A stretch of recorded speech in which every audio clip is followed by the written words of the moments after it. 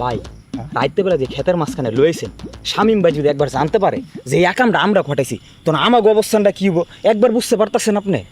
হ্যাঁ স্বামী যাইছে তাকুক ওর কি বুইরাজ কামকে দাওয়া দিছে না? হ অপেক্ষা কর, বাপ্পুলার হাঁকতে হওয়ার সময় হয়ে গেছে। খোদার কসম এমন ঢিল দিমু যাতে 2 সাইড 10 দিনের জন্য হাগা না আসে। সারা হাইগা হাইগা পুরা গ্রামটাকে ওরে ভাসাই দিতেছে। আব্বা